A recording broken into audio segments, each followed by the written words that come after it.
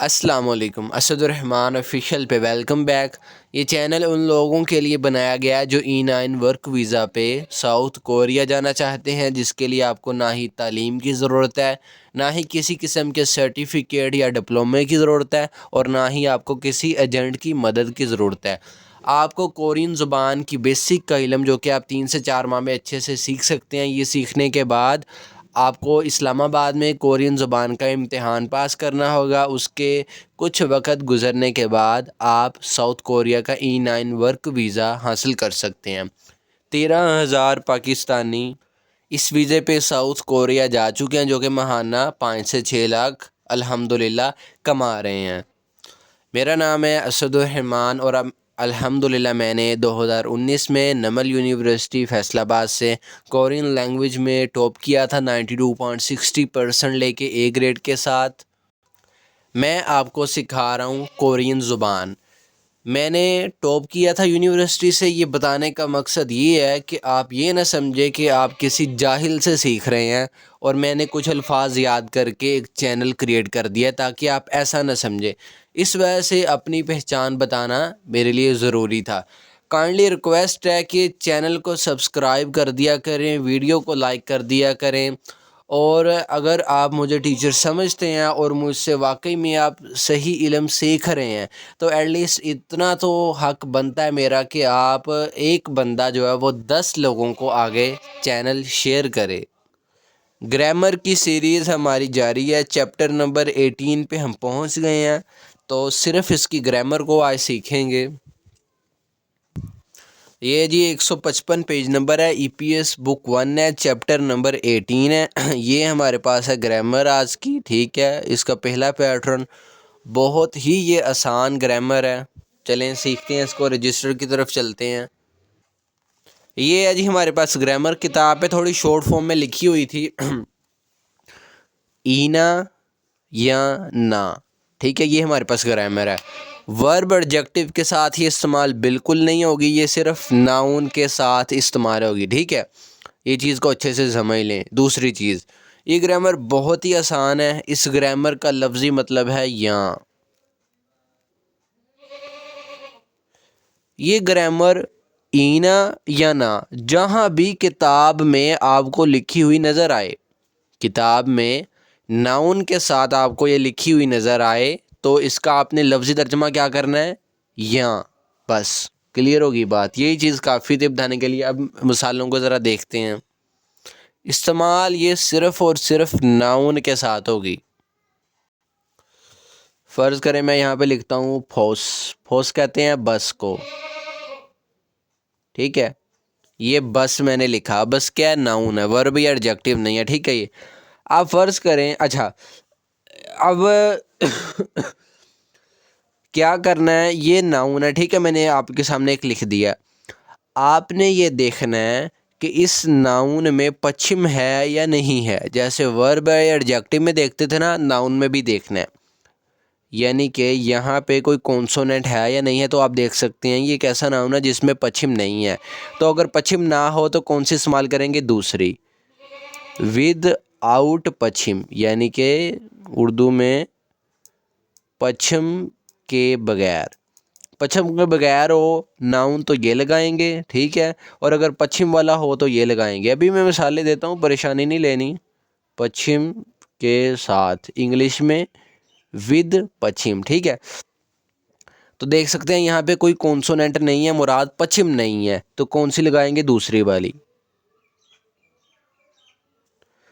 پھوس کیا تھا میننگ اس کا؟ بس، آگے میں نے نہ لگا دیا تو اس کا ترجمہ کیا کریں گے؟ یہاں، بس یہاں، ٹھیک ہو گیا۔ اور مثال دیکھیں، ناؤن کی مثال دینی ہے نا میں نے، ورب اور ایڈجیکٹو کے ساتھ تو یہ نہیں لگ سکتی۔ یہ میں نے کھیمیوئل لکھ لیا فرائیڈے کو کہتے ہیں جمعے کو، ٹھیک ہے، یعنی کہ دنوں کا نام ہے، تو دنوں کے نام بھی کیا ہوتے ہیں؟ ناؤن ہوتے ہیں۔ اب میں نے اس کے ساتھ یہ گرامر اٹیچ کرنی ہے، ٹھیک ہے۔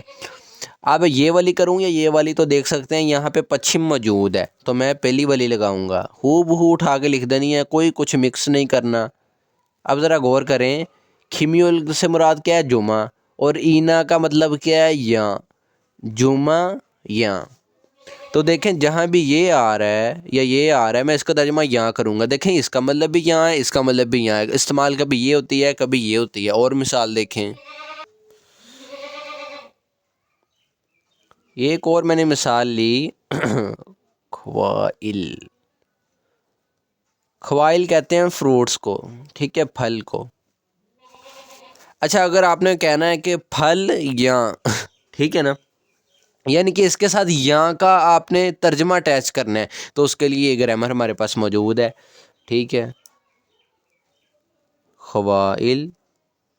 آپ دیکھ سکتے ہیں یہاں پہ پچھم ہے تو پہلی لگاؤں گا, دوسری نہیں لگا سکتا. ٹھیک ہے, ہو بہو میں نے اٹھا کے اس کو لکھ دیا. خوائل پھل, اینا یا پھل یا ریول اوپر جائے گا, لائزن کا رول بھی اپلائی ہونا ہے. تو کیسے پڑھیں گے, خوائرینا پھل یا.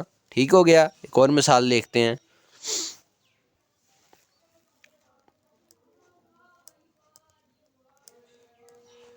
تھیکشی میں نے لکھا, ٹیکسی کو کہتے ہیں. ٹھیک ہے, تھیکشی کورین میں. اچھا تو دیکھنا ہے کہ میں اس کے ساتھ پہلی لگاؤں یا دوسری. تو دیکھیں گے پچھم ہے یا نہیں ہے. یہاں پہ پچھم دیکھیں گے, یہاں نہیں دیکھنا. اینڈ والے لفظ کے حصے میں ہم دیکھتے ہیں, اگر کونسوننٹ ہو تو اس کو کہتے ہیں پچھم والا. اس کے پچھم ہے لیکن یہاں پہ ہے تو اس کی ہمیں پرواہ نہیں, ہمیں یہاں چاہیے تھا. تو یہاں اگر پچھم ہوتا تو یہ لگاتے, یہاں پچھم نہیں ہے تو دوسری لگائیں گے. تھیکشی, ٹیکسی, نہ یا ٹیکسی یا. ٹھیک ہو گیا. اب ذرا کتاب کی طرف چلتے ہیں.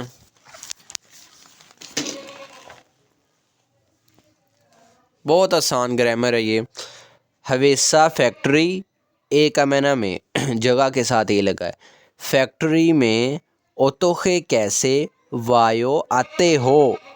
اب یہ کس سے بنا ہے, یہ بنا ہے اودا سے. اودا کا مطلب کیا ہے, آنا.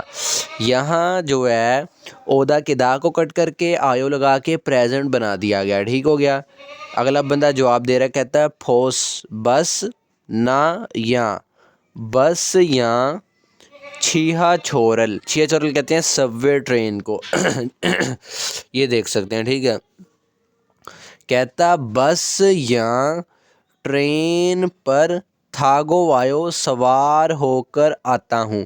یہ جو ہے یہ گرامر ابھی اسی چیپٹر میں, بلکہ سوری اگلے چیپٹر میں یہ آئے گی. ابھی آپ صرف ترجمے پہ غور کریں, جب اگلے چیپٹر میں آئے گی تو یہ کلیئر ہو جائے گا کیسے استعمال کی ہے. تو یہ اس پہ ذرا غور کریں. یہ پھر لفظ تھا اودا جس کا مطلب ہے آنا. اس کے دا کو کٹ کر کے آیو لگا کے اس کو پریزنٹ بنایا گیا. ٹھیک ہے, آتے ہو. ٹھیک ہے. دوسری مثال, اوری ہم اونجے کب منل کایو ملیں. کہتا ہم کب ملیں. اب یہ کیا تھا ذرا غور کریں. اصل میں یہ لفظ تھا من نادا جس کا مطلب ہے ملنا. کتاب والے نے کیا کیا, یہاں پہ دا کو کٹ کر کے ریئل کایو لگا کے اس کی رائے پوچھی. جو گرامر آپ پچھلے چیپٹر میں پڑھ چکے ہیں, الکایو اور ریئل کایو رائے پوچھنے کے لیے. ٹھیک ہے, اس کی رائے پوچھ رہا ہے, کہتا کہاں ملیں, سوری کب ملیں. یہ بندہ کہہ رہا ہے کھیمیو ال جمعہ. آگے اس نے کہنا تھا یہاں, تو یہاں کے لیے کیا ہے, اینا اس نے لگا دیا, پچھم تھا. خیمیو ارینا جمعہ یا تھویو ایری ہفتہ او تیو کیسا ہے. کہتا جمعہ یا ہفتہ کیسا ہے. تیسری مثال میں کہہ رہا پھوتھونگ عام طور پر آچھمے صبحوں میں. آچھم صبح اے ٹائم کے ساتھ لگا ہے.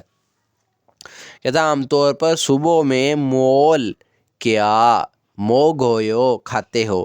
یہ ذرا غور کریں, اگر اکیلا مو آ جائے تو اس کا معنی بھی کیا, اگر نیچے ریول آ جائے تب بھی معنی کیا ہی ہے. یہ کیا تھا, لفظ تھا موکتا جس کا مطلب ہے کھانا. کتاب والے نے دا کو کٹ کر کے اویو لگا کے اس کو پریزنٹ بنایا کہ کھاتے ہو. تے ہو کس کی نشانی ہے, پریزنٹ کی. اگر کسی بندے نے یہ ترجمہ کیا کہ عام طور پر صبح میں کیا کھایا تھا, تو غلط ہو جانا سینٹنس. گرامر پریزنٹ کی لگی, ترجمہ پاسٹ میں کیسے ہو سکتا ہے. ٹھیک ہے, تو یہ اس چیز کا خیال رکھنا ہے. اگلا بندہ جواب دے رہا ہے, کہتا چھونن میں خوائل پھل اینا یا میں پھل یا خوائرینا میں پھل یا کھمبابل. کھمباب ایک ان کی ڈش کا نام ہے. کھمبابل मोगोयो खाता हूँ। अब ये फिर किससे बना है, फिर लफ्ज़ था मुक्ता, दा को कट करके फिर ओयो लगा के इसको प्रेजेंट बनाया गया। ठीक हो गया। अब इसकी ग्रामर हम दूसरी समझेंगे, वो भी बहुत आसान है। ठीक है, वो तो रजिस्टर पे आपको लेके जाने की ज़रूरत ही नहीं है उसके लिए। ये ग्रामर जो है, ये लिखा है एसो और ये लिखा है काजी। ये ग्रामर सिर्फ नाउन के साथ इस्तेमाल होगी। एसो का मैनी है से, काजी का मैनी है तक, बस। जहाँ भी एसो आए आपने इसका तर्जमा करना है से, जहाँ भी काजी लिखा हुआ है आपने इसका तर्जमा करना है तक। अभी देखिए मिसालें पढ़ते हैं, समझ आ जाएगी। ये क्या है, छिब मतलब घर, आगे आया एसो से, छिब एसो घर से। ठीक हो गया। हवेसा फैक्ट्री, आगे आ गया ये वाला काजी, तो काजी का तर्जमा क्या करना है, तक, फैक्ट्री तक। छिबेसो घर से, हवेसा काजी फैक्ट्री तक, ओतोखे कैसे खायो जाते हो। अब ये लफ्ज़ क्या था, खादा, जिसका मतलब क्या है, जाना। किताब वाले ने दा को ख़त्म करके आयो लगा के इसको प्रेजेंट बनाया, तो मैंने भी तर्जुमा प्रेजेंट में किया कि घर से फैक्ट्री तक कैसे जाते हो। मैंने ये नहीं कहा कि कैसे गए थे, पास्ट में तर्जुमा नहीं कर सकता, ग्रामर प्रेजेंट की लगी। मैं ये भी नहीं कह सकता कि घर से फैक्ट्री तक कैसे जाओगे, ये गे फ्यूचर की निशानी है, ये भी गलत हो जाएगा। जो ग्रामर है प्रेजेंट की लगी, तर्जुमा प्रेजेंट में करूँगा। जब पास्ट की लगेगी तब पास्ट में करूँगा, जब फ्यूचर की लगेगी तब फ्यूचर में करूँगा। ठीक है। तो वो कह रहा है छोनिन में फोसरल बस पर थागो सवार होकर खायो जाता हूँ। अब ये एक ग्रामर है जो अगले चैप्टर में आएगी, अभी सिर्फ इसके तर्जमे पे गौर कर लें, जब वो ग्रामर आएगी तो आप समझ जाएंगे। ठीक है, खायो जाता हूँ। अब ये फिर किससे बना है, खादा के साथ फिर आयो लगा के प्रेजेंट बनाया गया। दूसरी मिसाल, योगी यहाँ, एसो का मैनी है से, यहाँ से मियोंगडोंग, सॉरी मियोंगडोंग कहते हैं मार्केट को। ठीक है, मियोंगडोंग मार्केट काजी तक। योगी एसो यहाँ से मियोंगडोंग काजी मार्केट तक। अब ज़रा गौर करें, मैंने क्या बताया था, जहाँ भी एसो आए उसका तर्जमा से होगा, काजी आए उसका तर्जमा क्या होगा, तक होगा। यहाँ से फैक्ट्री मार्केट तक, ओल माना कितना, खोलियो लगता है। जब ये खोलियो आए ना लगता है, तो मुराद बात टाइम की या डिस्टेंस की हो रही है। ठीक है। ये असल में लफ्ज़ था, ज़रा गौर कर लें अच्छे से, खोलीदा। खोलीदा का मतलब है लगना। ठीक है, टू सर्व। तो दा को कट करके किताब वाले ने इसके साथ ओयो लगा के इसको प्रेजेंट बनाया, खोलीदा लगना, खोलियोयो लगता है। ठीक है, कहता है यहाँ से मार्केट तक कितना लगता है, क्या वो टाइम या फासले के बारे में पूछ रहा है। अगला बंदा जवाब दे रहा है, कहता फोसनन बस पर, या बस जो है, शिप ओफुन 15 मिनट, 15 फुन मिनट, छोंग दो तकरीबन, खोलियोयो लगते हैं। फिर यहाँ क्या किया, खोली दा के दा को कट करके ओयो लगा के फिर इसको प्रेजेंट बनाया गया। मैं बार बार ये बार रिपीट कर रहा हूँ, जहाँ प्रेजेंट की ग्रामर लगे तर्जमा प्रेजेंट में होगा, जहाँ पास्ट की ग्रामर लगे तर्जमा पास्ट में होगा, जहाँ फ्यूचर की ग्रामर लगे तर्जमा फ्यूचर में होगा। ठीक हो गया। तीसरी मिसाल में कहता है फ्योंगवोन हस्पताल, एसो से, हस्पताल से, या कुक मेडिकल स्टोर, काजी तक। फ्योंगवोन एसो हस्पताल से, या कुक काजी मेडिकल स्टोर तक, खोरीगा फासला डिस्टेंस, ओलमाना कितना, थवेयो होता है। तो यहाँ पे ये बस समझ लें कि लफ्ज़ ही पूरा ऐसा है, इसका मतलब है होता है। ठीक हो गया, थवेयो होता है। वो कह रहा है ई फैग मीथो, 200 میٹر چھونک دو تقریباً تھبیو ہوتا ہے، کہتے تقریباً 200 میٹر ہوتا ہے۔ تو یہ تھی جی آپ کی چیپٹر نمبر 18 کی گرامر۔ میں بار بار ایک چیز کہہ رہا ہوں کہ ٹائم شارٹ ہونے کی وجہ سے میں آپ کو چیپٹر میں ڈائلاگز نہیں کروا رہا، اس کی ایکسرسائز نہیں کروا رہا، ٹھیک ہے، یہ چیزیں نہیں کروا رہا۔ تو ابھی آپ کیا کریں، اللہ پہ یقین رکھیں، اور میں آپ سے الحمدللہ کوئی غلط بات نہیں کر رہا۔ آپ کیا کریں، صرف ایک مشورہ انشاءاللہ مان کے دیکھیں، بہت فائدہ ہوگا۔ ریڈنگ کرنا آپ سیکھ چکے ہیں، ووکیب جتنی ہو سکے یاد کریں۔ یہ جو آ رہی ہے نا پکچر والی ووکیب، جتنی ہو سکے اس کو یاد کرتے رہیں۔ جو انگلش لکھی اگر وہ سمجھ نہیں آتی، آپ کے پاس سمارٹ فونز ہیں، ٹرانسلیٹ کریں، ترجمہ آپ کو پتہ چل جائے گا، پڑھنا آپ جان چکے ہیں۔ دوسری چیز، گرامر کو بہترین طریقے سے سیکھتے رہیں، ٹھیک ہے، ڈائلاگز کیسے کرنے ہیں، ایکسرسائز کیسے کرنی ہے، انشاءاللہ میں اس کا بھی آپ کو جو ہے وہ حل بتا دوں گا۔ میری خواہش تو یہی تھی کہ میں آپ کو سارا کچھ کرواتا، جیسے میں نے 10 چیپٹر تک لفظ بلفظ کروایا ہے، لیکن یہی کہہ سکتا ہوں کہ کسی مجبوری میں پھنس گیا میں، تو لہٰذا میں نہیں کر پا رہا۔